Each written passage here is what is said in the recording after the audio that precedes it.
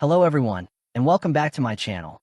Today, I'm excited to show you an incredible project, a fully featured, three-dimensional audio visualizer built entirely with HTML, CSS, and JavaScript.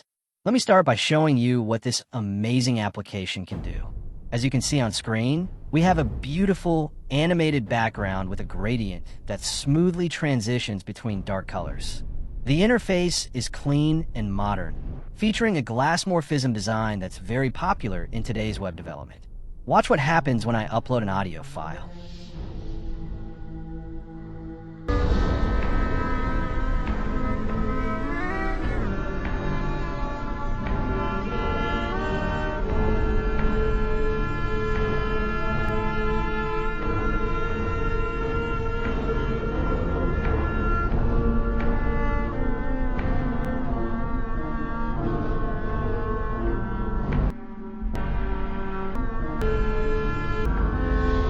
The visualizer immediately comes to life. You can see these three-dimensional cubes dancing to the rhythm of the music, with their heights changing based on the audio frequencies.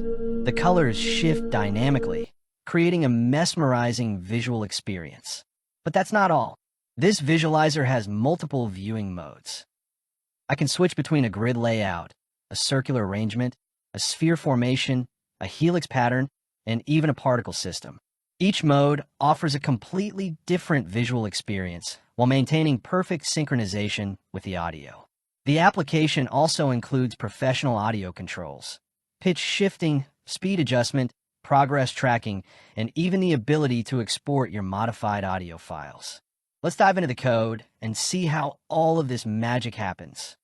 Now, let's examine the HTML structure that makes this visualizer possible. The HTML is surprisingly clean and well organized, thanks to the power of modern CSS frameworks and JavaScript. First, let's look at the document head. We're importing three key external resources: Tailwind CSS for rapid styling, Three.js for three-dimensional graphics, and the inner font from Google Fonts for a professional appearance. The body contains just a few essential elements. We have a canvas element with the ID visualizer canvas. This is where all our three-dimensional magic happens. Three.js will use this canvas to render our audio visualizations. Next, we have a loader element that appears while audio files are being processed. This provides important user feedback during file loading operations.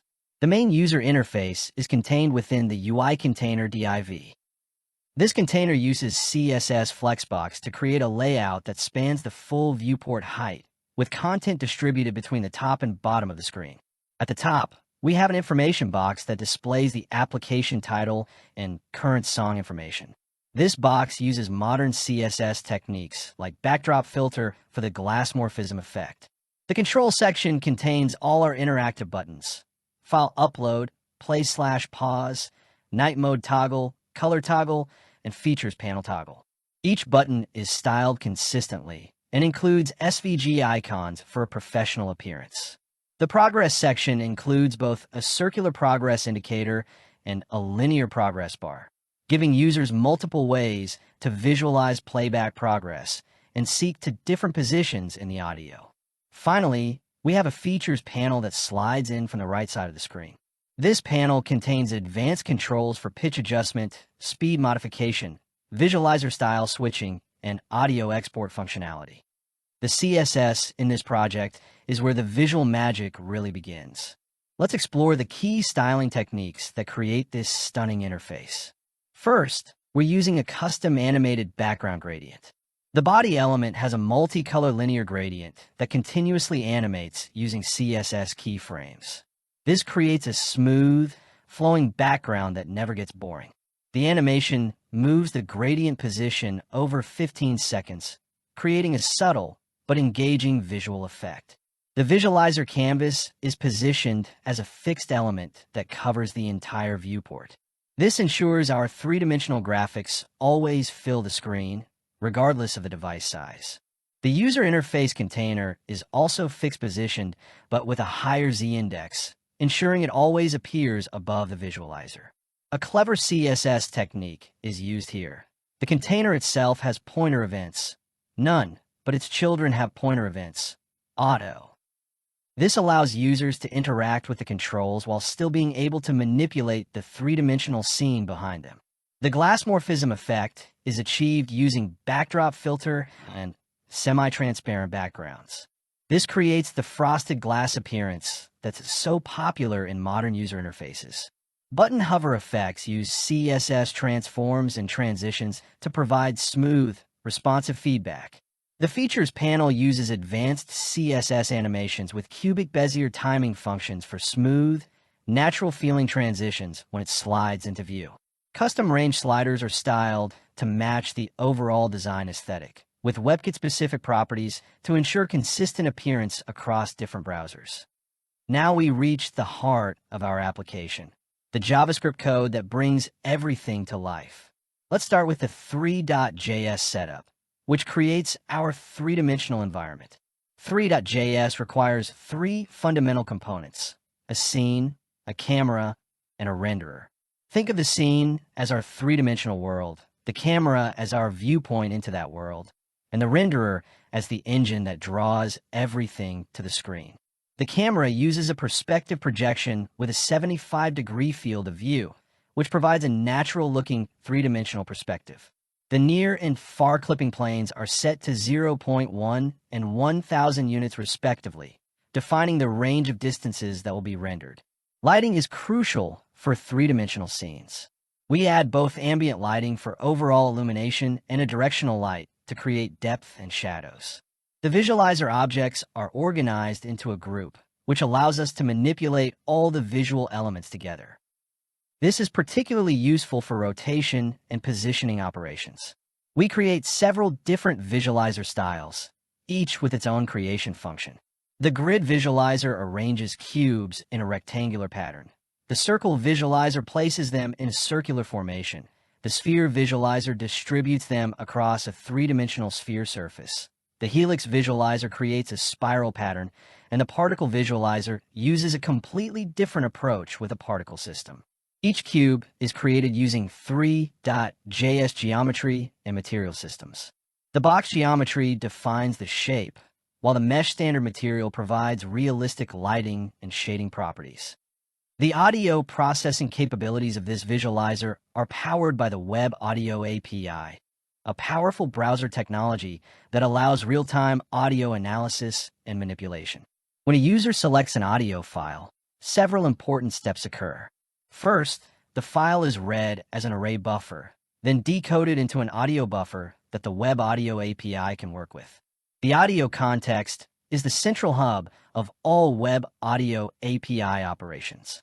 We create an analyzer node that performs real-time frequency analysis of the audio. The FFT size determines the resolution of our frequency analysis. A larger FFT size provides more detailed frequency information but requires more processing power. For playback, we create audio buffer source nodes dynamically. This approach allows us to implement advanced features like pitch shifting and speed adjustment. The audio routing follows this path: audio buffer source, gain node, analyzer node, audio destination. The gain node allows volume control, the analyzer node provides frequency data for visualization, and the audio destination sends the audio to the speakers. Progress tracking is implemented by calculating the elapsed time based on the audio context's current time and the playback rate. This ensures accurate progress reporting even when the playback speed is modified. The seek functionality requires stopping the current audio source and creating a new one starting from the desired position.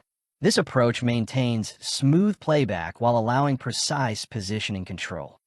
The real-time visualization is where audio data transforms into stunning visual effects. This happens in the main animation loop, which runs at approximately 60 frames per second.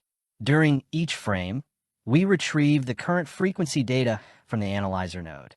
This gives us an array of values representing the intensity of different frequency ranges in the audio.